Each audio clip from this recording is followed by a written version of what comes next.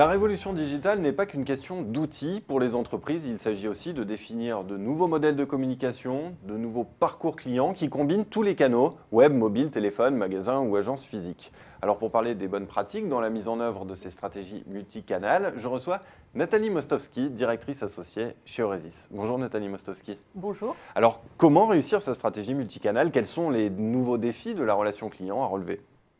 Alors, il y a plusieurs chantiers à mener. Le premier, c'est d'obtenir, d'enrichir et d'exploiter une vision unique et complète du client.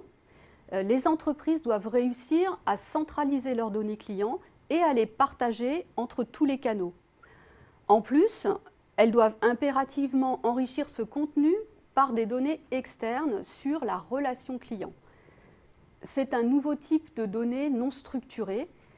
Elles peuvent par exemple être collectées sur les réseaux sociaux qui sont des espaces de conversation avant d'être un énième média de communication unidirectionnelle. Mais alors, une fois qu'on a ce nouvel ensemble de données, que faire de ce nouvel ensemble de données?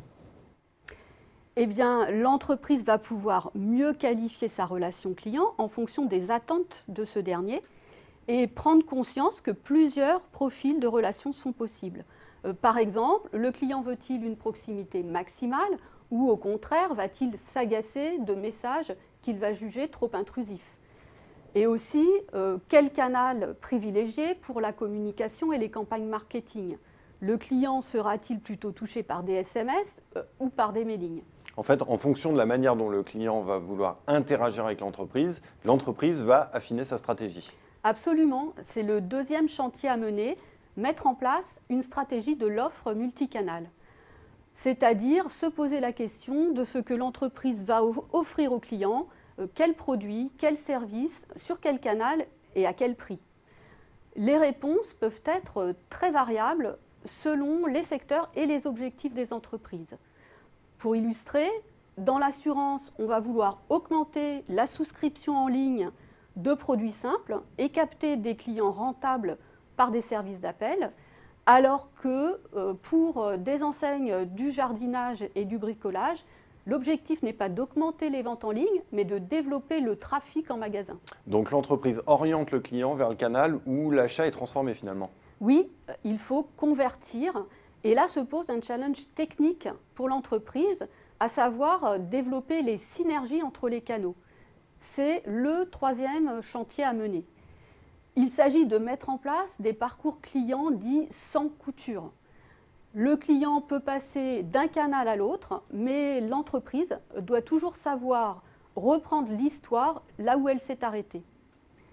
C'est le grand défi du cross-canal. Par exemple, si un client remplit un devis en ligne, il doit être immédiatement à disposition du conseiller lorsqu'il prend le relais dans le point de vente.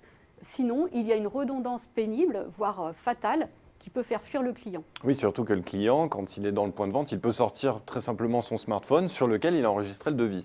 Bien sûr, mais on est alors en plein dans une logique d'omnicanal, car l'utilisation des canaux digitaux est ici simultanée aux services proposés en point de vente. Cette tendance omnicanale confirme l'avènement du n'importe où, n'importe quand grâce au numérique. Maintenant, tout l'enjeu est que ça ne soit pas n'importe quoi, tant pour le client que pour l'entreprise. Eh bien, Nathalie Mostowski, je vous remercie pour cet éclairage sur ces bonnes pratiques dans la mise en œuvre de stratégies multicanales. Merci. Merci.